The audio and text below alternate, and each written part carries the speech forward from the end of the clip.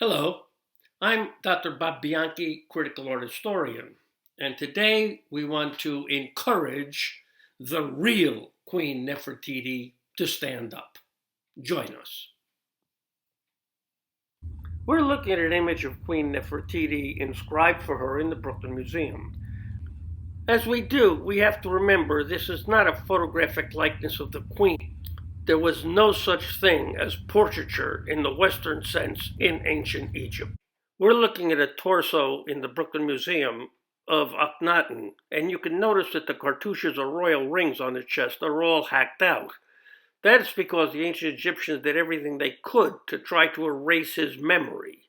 As a result, we as Egyptologists are playing with a proverbial half a deck of cards. Because the ancient Egyptians purposefully tried to destroy the memory of the Amarna period, it is important for us Egyptologists to try to enlist the service of other individuals to help us to try to reconstruct that period.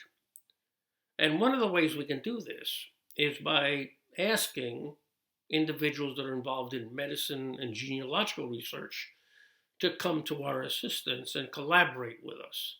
Science in the service of the humanities is a very, very valuable tool. And then trying to identify Nefertiti and other members of the ancient Amarna family, we will look at DNA analysis and see what that tells us about trying to identify human remains as possibly being those of Queen Nefertiti. Before we begin to examine specific human remains, a word about labeling is important. The two mummies that are suggested to be the physical remains of Queen Nefertiti are designated in the following way. The first, KV35YL. KV is the abbreviation for Valley of the Kings. 35 is the tomb in the Valley of the Kings, the number of the tomb. And YL stands for younger lady. So KV35YL is the way we refer to the remains of the mummy of the younger woman found in Valley of the Kings, tomb 35. Another set of human remains that are suggested to represent Nefertiti were KV21B. KV, Valley of the Kings, 21, tomb 21, B. B being the second body that was found in that tomb. Here is photographic images of KV35YL, the younger woman found in Valley of the Kings, tomb 35. And here are the remains of KV21B. So now, as is typical in ancient Egyptian studies, we have a clash of titans, two camps. Are the physical remains in KV35, younger lady, the remains of Nefertiti? Or are the physical remains of KV21B the physical remains of Nefertiti? And we know that she was not a twin. So one of these two identifications has to be dismissed.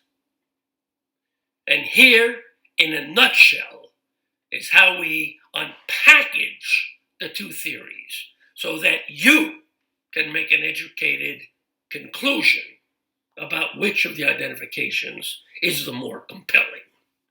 Now, Egyptologists have developed a database in which the genetic markers of all of the human remains that are identified as members of the Amarna family, Tutankhamun, Nefertiti, etc., have been established. And in 2004, 2015, and again in 2019, the genetic markers of this mummy, KV35 younger woman, were compared to that database. And the conclusion was very compelling evidence that she is in fact able to be connected with that royal family. Now, as we look at KV21B, there were analyses that were conducted on this mummy in 2016 and 2021, but those genetic markers seem to be less numerous, and there are many, many more gaps in her genetic markers, as the following chart reveals. And here's a summation of that chart. Follow the arrow on top for KV35 younger lady and the KV21B at the bottom, and you will see that mummy identified as KV21B, there's an enormous gap in markers. She doesn't have nearly the preponderance of DNA evidence that KV35 younger lady has. So the data based on DNA suggests that KV25B has to be eliminated from consideration as being the remains of Nefertiti. So, stymied by the fact that the DNA evidence did not support the identification of KV21B as Nefertiti, the proponents of that theory decided they would take another tack. And so they tried to press into service the use of a CAT scan and art historical data. And what they tried to do was to show that there was coincidence between the mummy and the cranium as revealed by a CAT scan and two images that they selected in the museum in Berlin. So they selected this uninscribed image in Berlin and this bust, which some people think is a forgery. And this is obviously a much older woman. There's no congruence between the facial features. The mummy superimposed on one statue, the cranium on the same statue,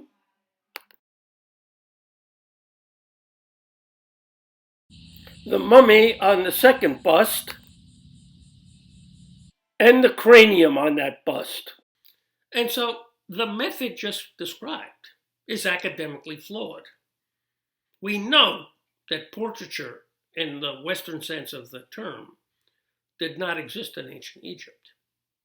And the proponents of identifying KV21B as the physical remains of Nefertiti chose two images, neither of which is inscribed, one of which serious scholars consider to be a modern counterfeit, a fake.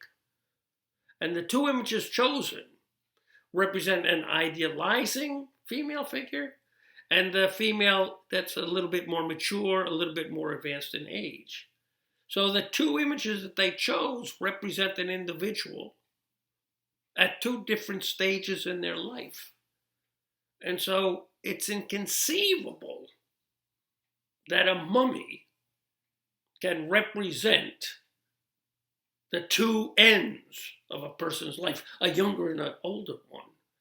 So, in my opinion, the superimposition of the mummy and the cranium as a result of a CAT scan on two different images that do not necessarily represent the same face is open to serious academic scrutiny and should be set aside because it is in violation of the axioms upon which ancient Egyptian art historical exegesis is so firmly based.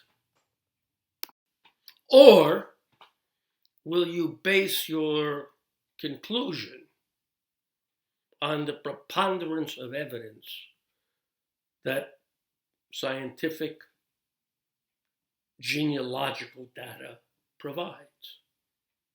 The answer is up to you.